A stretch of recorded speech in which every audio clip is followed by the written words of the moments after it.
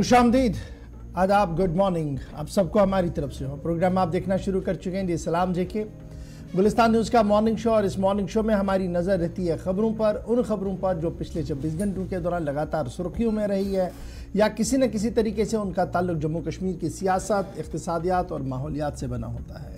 न सिर्फ जम्मू कश्मीर के हालात वाक़ात से आपको रूबरू करवाने की कोशिश करते हैं, बल्कि कोशिश हमारी ये भी रहती है कि मुल्क के अंदर क्या कुछ चल रहा है, बैनुल-अक़वामी सतह पर क्या कुछ हो रहा है। पल पल का अपडेट आपको 10 बजे तक इस मॉर्निंग शो में देने की कोशिश करते हैं, इस उम्मीद के साथ कि टीवी के साथ साथ आप हमारी राब्ता साइटों पर भी, फेसबुक, ट्विटर, इंस्टाग्राम, यूट्यूब और हमारी ऑफिशियल वेबसाइट www.gulistannews.in पर भी आएंगे, ताकि वहाँ पर भी आप हर पल खबरों से बाखबर रहे। यूट्यूब, फेसबुक, ट्विटर पर वक्फे से हम लगातार अपडेट करते हैं, लेकिन हमारी ऑफिशियल वेबसाइट www.gulistannews.in पर 3 ज़ुबानों में आप खबरें देखते हैं हर दिन। और जिस प्यार और मोहब्बत और जिस अंदाज से आप वहाँ पर आकर बात रखते हैं, उससे हमारी हौसला अफजाई हर दिन हो रही है। और हर दिन जो कोताहियाँ हमसे हो रही है और जिसकी निशानदियाँ आपकी तरफ से की जाती है, कोशिश हमारी ये रहती है कि हर दिन उसको अपडेट किया जाए, अपग्रेड किया जाए और आपकी आवाज़ और आपकी आराओं और आपकी उमंगों के मुताबिक प्रोग्राम को भी तहरीर दिया जाए, तरतीब दिया जाए और वेबसाइट पर भी उसी तरीके का मवाद छप कर आए। तो फिलहाल प्रोग्राम का करते हैं जी आगाज़ हस्बे वादा। आज 10 जून 2023 है और 10 जून आज के दिन माजी में क्या कुछ हुआ है आपके सामने रखेंगे फटाफट से चंद अहम वाक़यात। और मेरे साथ दिल्ली स्टेडियम में मौजूद है मेरे साथी आसिफ रशीद। हर दिन की तरह शुरुआत करेंगे प्रोग्राम की हिस्ट्री ऑफ द डे से। खुशामदीद, गुड मॉर्निंग, बहुत बहुत शुक्रिया आप सभी का हमारे साथ ज्वाइन करने के लिए। 8:38 हुआ चाहते हैं। हिस्ट्री ऑफ द डे में सबसे पहले खास क्या है वो आपको बताएंगे। कुछ अहम वाक़यात हिंदुस्तान और आलमी तारीख में हैं। जून की आज 10वीं तारीख है, साल 2023। तो जून के महीने में 10 तारीख को कौन से वाक़यात हुए हैं, तारीख के पन्नों को, औरात को जब पलट कर हमने देखा तो पता चला कि 1967 में इजराइल और शाम आज के दिन मुत्तफिक हुए कि जंगबंदी आज के दिन की जाएगी। रजामंद हो गए आज के दिन। दोनों ने एक दूसरे पर गोलाबारी का सिलसिला बंद किया, कशीदगी को खत्म करने पर आमादगी जाहिर की। 1966 में आज ही का दिन था जब महाराष्ट्र के नासिक में जंगी मिग तैयारों की तैयारी आज के दिन शुरू हुई। पहला ऐसा मौका था और उसके बाद बड़े पैमाने पर इन जहाज़ों की खिदमात जो है वो 1971 और 72 में हासिल की गई जब बांग्लादेश बना। तब तक 1987 में आज ही के दिन हिंदी फिल्मों के मारूफ अदाकार जीवन का इंतकाल आज के दिन हुआ। उनकी भी बरसी है। उनकी फिल्मी दुनिया से वाबस्तगी या जो खिदमात रही हैं आर्ट से, उसको आज याद किया जा रहा है। एंटरटेनमेंट की दुनिया से जुड़े हुए लोग आज उन्हें याद कर रहे हैं।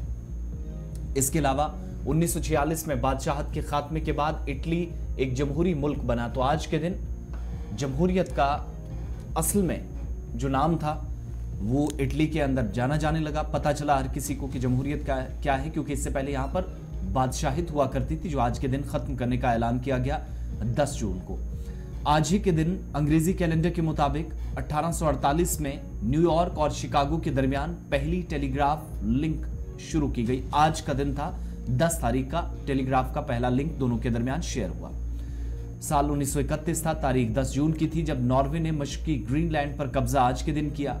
नॉर्वे से आज ही के दिन नाजीज जो हैं वो भी निकलना चाह रहे थे लेकिन निकले नहीं, आज फिर कब्जा हुआ था। 1931 10 जून को ये पेशरफ्त हुई। साल 1967 में सोवियत यूनियन या जिसे आप USSR, United socialist states of Russia कहते हैं, आज के दिन इसराइल से सिफारती ताल्लुकात मुनक़ता कर दिए। कुछ एक ममालिक के साथ बहाल भी हुए, लेकिन इसराइल के साथ आज मुकम्मल तौर पर सोवियत यूनियन ने अपने कनेक्शंस, अपने राब्ते, जो रिलेशनशिप था उसको मुकम्मल तौर पर खत्म कर दिया 1967 में। और 2003 में 20 बरस कबल आज ही के दिन नासा का मंगलयान रोवर लॉन्च किया गया। हिंदुस्तान में साइंसदानों के लिए एक तारीखी दिन था और आज के दिन वो खिदमात याद की जा रही हैं। साथ ही साथ जो मेहनत थी वो जब रंग लाई तो इस दिन को मुसलसल तब से मनाया जा रहा है। 2003 के दिन 3 आज का दिन था जब नासा में जो मंगलयान रोवर था उसको आज के दिन लॉन्च किया गया। तो हिस्ट्री ऑफ द डे में ये चंद और इम्पोर्टेंट बातें आपके सामने, एक लंबी फहरिस्त होती है लेकिन कुछ चुनिंदा पॉइंट्स आपके सामने रखते हैं। हिस्ट्री ऑफ द डे के साथ साथ आपको ये भी बताते चले कि मुख्तलिफ सोशल मीडिया प्लेटफॉर्म्स पर आप हमारे साथ रहेंगे। जो सोशल मीडिया पेजेस को लेकर पूछ रहे थे, पेजेस बहाल भी हुए, वहां पर आप अपने कमेंट के जरिए कमेंट सेक्शन में जाकर अपनी बात रख सकते हैं। ऑफिशियल वेबसाइट www.gulistannews.in पर भी आप हमारे साथ रहेंगे। सर्वे लाइन्स हमारी बंद हो चुकी हैं, वोटिंग लाइन्स, लेकिन सर्वे के नतीजे सामने आ चुके हैं। उस पर भी अपनी राय, अपना ओपिनियन, अपने कमेंट जरूर बताइएगा। और हमारे मुख्तलिफ सोशल मीडिया प्लेटफॉर्म्स जिनमें ट्विटर और फेसबुक के तमाम ऑफिशियल पेजेस हमारे चल रहे हैं, वहां पर भी लिंक्स हैं और अपने अपने डीडीसी चेयरपर्सन की आप परफॉर्मेंस भी रेट कर सकते हैं, उस पर जवाब दीजिएगा। जो लोगों ने जवाब दिया है आप उससे इत्तेफाक रखते हैं या नहीं, उस पर जवाब जरूर दीजिएगा। आगे चलकर आपको बताएंगे कि कश्मीर के बाद जम्मू सूबे के भी रिजल्ट्स आए हैं और कौन ऊपर कौन नीचे, किसकी छुट्टी हो सकती है, लोगों ने किसको ज्यादा वोट दिए, किसको कम, ये डिटेल्स आपको बताएंगे। लेकिन आगे चलकर प्रोग्राम का ये सारी चीजें हिस्सा रहेंगी। आगाज प्रोग्राम का एग्जीक्यूटिव एडिटर इशफाक गौहर एक अहम खबर के साथ करेंगे। चलिए जनाब, खबरों का पिटारा खोल देते हैं और आपको बताते हैं कि सबसे पहले जम्मू कश्मीर फाइनेंस डिपार्टमेंट का एक बड़ा हुक्मनामा सामने आया है। और यह हुक्मनामा न सिर्फ डिप्टी कमिश्नर्स के लिए आया बल्कि तमाम दफ्तरों के मुंतजमीन के लिए भी यह हुक्मनामा जारी किया गया है और साफ कर दिया गया है कि अगर कवायद की ज़ाब्तगी के साथ काम नहीं किया गया तो आपकी तमाम रकूमात जो दरकार आपको हैं वो आपको नहीं मिल सकती हैं और आपकी तरफ से जो क्वायरीज़ की जा रही हैं उन्हें नज़रअंदाज किया जा सकता है। फाइनेंस डिपार्टमेंट की तरफ से नोटिस जो है वो तमाम डिपार्टमेंट्स के लिए इसलिए चली गई हैं क्योंकि ऑनगोइंग प्रोजेक्ट्स को लेकर जो रिक्वायर्ड डॉक्यूमेंट्स थे वो जमा नहीं कराए गए हैं और यही वजह है कि बार बार फाइनेंस डिपार्टमेंट की तरफ से बात सामने रखने के बावजूद भी कई खामियां सामने आई हैं। यानी जो डॉक्यूमेंट देने थे वो दिए नहीं गए हैं या जल्दी में कुछ गलत डॉक्यूमेंट्स दिए गए हैं, जिसकी वजह से अब फाइनेंस डिपार्टमेंट ने मजीद सख्ती बरतने का फैसला लिया है और ये साफ कर दिया है कि ऑनगोइंग वर्क्स यानी ऑनगोइंग काम जितना भी चल रहा है, डेवलपमेंटल काम जितना भी चल रहा है, उनको लेकर अगर आपने सही तफसील और सही एदाद शुमार जमा नहीं कराएं तो वो ऑनगोइंग प्रोजेक्ट्स बंद हो सकते हैं, उन पर पैसा नहीं मिल सकता है, फंड्स को ब्लॉक किया जाएगा फर्दर अगर इनवैलिड प्रूफ आपकी तरफ से दिया गया। अब ये इनवैलिड प्रूफ क्या दिया गया था थोड़ी देर में आपको बताता हूं। फाइनेंस डिपार्टमेंट ने जो ऑनगोइंग वर्क्स मुख्तलिफ शहरों के अंदर चल रहे हैं, गाँव के अंदर चल रहे हैं, कस्बाजात के अंदर चल रहे हैं, उसको लेकर कैपेक्स बजट हो या डिस्ट्रिक्ट बजट हो, दोनों बजट्स के अंदर ये गाइडलाइन साफ कर दी है कि जनाब जिस तरीके से डीडीओज और दीगर लोग सबमिट करते हैं डॉक्यूमेंट्स वो सही डॉक्यूमेंट्स नहीं होते हैं, वो एज़ पर द क्राइटेरिया और as per the rule book नहीं होते हैं और बार बार ये बताने के बावजूद भी गलतियां की जा रही हैं। और अब फाइनेंस डिपार्टमेंट ने इस पूरे मामले का संजीदा नोटिस लिया है और साफ कर दिया है कि कैपेक्स हो या डिस्ट्रिक्ट बजट हो, दोनों बजटों के तहत काम करने वाले जो स्कीमें हैं अगर आपने सही तरह से डॉक्यूमेंटेशन नहीं की तो ये पैसा बंद हो जाएगा। कम्युनिकेशन जो भेजा गया है, जो खत किताबत का सिलसिला गया है वो एडमिनिस्ट्रेटिव सेक्रेटरीज को गया है, district development commissioners union territory across the Jammu Kashmir चला गया है और फाइनेंस डिपार्टमेंट में इसमें एक चीज़ बड़ी मेंशन की है कि बैक वेरियस ऑनगोइंग प्रोजेक्ट्स थे, काम थे, एक्टिविटीज़ थे और जो डीडीओज और डिपार्टमेंट्स के ज़रिए से पहले ही रिजेक्शन मोड में बता दिए गए थे, लेकिन उसके बावजूद भी इसको आपने रख दिया है और मॉनिटरिंग सिस्टम जो बीम है और दीगर फुल प्रूफ एप्स है उसमें कहीं ना कहीं आपने टेम्परिंग की है। ये चीज़ें बर्दाश्त नहीं होनी है, ये चीज़ें सही तरीके से नहीं चल पा रही हैं और अगर इस चीज़ को आपने सही तरीके से नहीं लिया तो ये तरक्याती मंजरनामा ठप हो सकता है। तो ये मोटी मोटी बात है जी जो उस खबर के अंदर है, लेकिन इस खबर का असर होगा क्या और ये गलतियां कहां कहां पर हो रही हैं, सीधे श्रीनगर चलेंगे। हिलाल हमारे साथ ज्वाइन कर चुके हैं। हिलाल, बहुत शुक्रिया जी ज्वाइन करने के लिए। फाइनेंस डिपार्टमेंट का खत किताबत का सिलसिला लगा रहता है, लेकिन ये देखा गया कि इस बार सीधे और कैटेगोरिकली दो बातें कही गई हैं कि अगर आप सही तरीके से काम नहीं करते हैं, Bhim app, full proof app और दीगर ऐप्स पर सही डॉक्यूमेंटेशन नहीं देते हैं तो आप रिजेक्शन मोड में चले जाएंगे और ऑलरेडी जो रिजेक्शन मोड में चले गए थे कुछ प्रोजेक्ट उसके बावजूद भी काम किया गया है, ये चीज़ें बर्दाश्त नहीं होनी है। ये टेक्निकल फ्लॉज हैं या कुछ और मामला था इस पूरे खत किताबत के अंदर, क्या कुछ और कहा गया है? देखिए गौहर, जब से जम्मू कश्मीर सरकार की जानिब से एक नया ई मॉडल शुरू किया गया है जिसमें जो budget estimation allocation monitoring system जो है वो रखा गया है और ये जब से बीम्स के नाम से ऑनलाइन हो गया है तब से कुछ इम्पोर्टेंट जो है नुक्ते इसमें रखे गए इस पोर्टल के अंदर जिन्हें फिलअप करना बहुत जरूरी है। यानी जब भी कोई काम हो, उसका अप्रूवल, उसका टेक्निकल सेंक्शन, उसका फोटोग्राफ प्रूफ, उसका जियो टैगिंग, ये सारी चीजें जो है आपने पूरी करनी है। उसके बाद आपको फाइनेंस डिपार्टमेंट की जानिब से अप्रूवल मिलता है किसी भी काम के लिए। क्योंकि एक पुरानी रिवायत थी जो सब कुछ ऑफलाइन मोड में होता था और उसके बाद से क्लर्क्स या जो हेड क्लर्क्स या उससे बड़े अफसरान थे वो इन सारी चीजों को नजरअंदाज करते थे और अपने हिसाब से चलाते थे। लेकिन जब से ये टेक्निकल सिस्टम आ गया है तब से अब इसके अंदर ऑटो रिजेक्शन मॉड्यूल है जो रेलिवेंट है इस एतबार से कि अगर सारी चीजें उसमें रेलिवेंस के मुताबिक अपलोड नहीं की गई तो वो ऑटोमेटिकली उसको रिजेक्ट करता है। और यही सिस्टम जो है अब जम्मू कश्मीर के अंदर पाया जा रहा है और इसके तहत ही ये सारे काम जो है रिजेक्ट हुए हैं और ये वापस जो DDOs है जो ड्राइंग एंड डिस्बर्सिंग ऑफिसर्स हैं उनके वहां वापस चले गए ये सारे काम, सारे प्रोजेक्ट्स। और उन्हें कहा गया है कि जितने भी कैपेक्स और डिस्ट्रिक्ट कैपेक्स बजट्स हैं या इससे रिलेटेड जितने भी काम हैं इनके लिए जो आपने ये सारी चीजें पहले हल करनी है या पूरी करनी है, तो ये लवाजमात पूरी जब तक ना हो तब तक कोई भी फंड जो है एलोकेट नहीं किया जाएगा। नंबर 1 जी। नंबर 2 ये कि इसमें अब इन्हें 1 हफ्ते का टाइम दिया, यानी 1 हफ्ते के अंदर अंदर आपने ये एक्टिविटी पूरी करनी है जिसमें टेक्निकल सेंक्शंस को या उसके साथ जियो टैगिंग हो या फोटोग्राफ्स हो या रेलिवेंट जो भी इंफॉर्मेशन है उसको पूरा करना होगा। और 1 हफ्ते के अंदर अंदर अगर आपने ये किया तो ठीक है, अगर नहीं तो उसके बाद आपके जो फंड्स है वो रिलीज नहीं किए जाएंगे। ये फाइनेंस डिपार्टमेंट की जानिब से बाकायदा तौर पर जितने भी डिपार्टमेंट थे उनके एडमिनिस्ट्रेटिव सेक्रेटरीज के नाम ये मकतूब भी जारी किया गया है।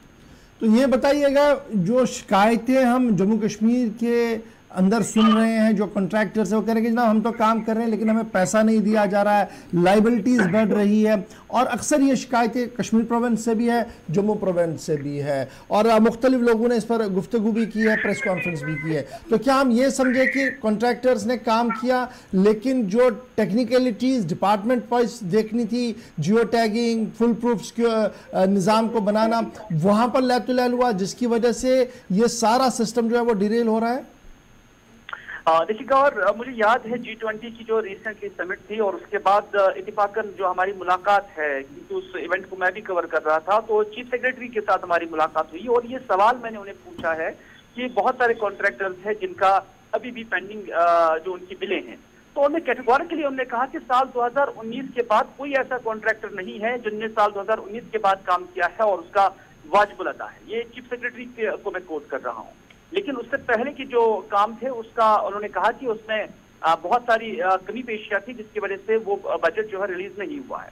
लेकिन अब अगर कुछ जो ठेकेदार साहिबान का जो बिलें हैं वो वाजिब अदा है तो उन्होंने कहा कि उसमें कुछ टेक्निकल फॉल्ट होगा, उसमें जो रेलिवेंट सेक्शंस उन्हें पूरे करने होंगे, उनमें जो डॉक्यूमेंटेशन पूरी करनी होगी या काम अगर सही नहीं होगा तो उस जिम्मन में वो बिलें जो है वो वाजिब अदा होंगी। क्योंकि जब हम देखते हैं तो ग्राउंड लेवल पर हम ये भी देखते हैं कि ठेकेदार साहिबान अलग अलग तरह की शिकायतें करते हैं, लेकिन गवर्नमेंट का एक अलग पक्ष है। तो इस वजह से मोस्ट ऑफ द बिल्स जो है वो क्लियर है, लेकिन कुछ एक बिल्स ऐसी हैं जो अभी भी पेंडिंग है। लेकिन सरकार का ये मौक़िफ़ है कि उसमें कुछ टेक्निकल फॉल्ट है, उसमें टेक्निकली आपने जो लवाजमात पूरे करने हैं वो आपने नहीं किए हैं या काम आपने सही ढंग से नहीं किया है या उसका जो कंसर्न जेई और एग्जाम है उन्होंने उसको अप्रूवल नहीं दिया है जिसकी वजह से वो काम पेंडिंग है।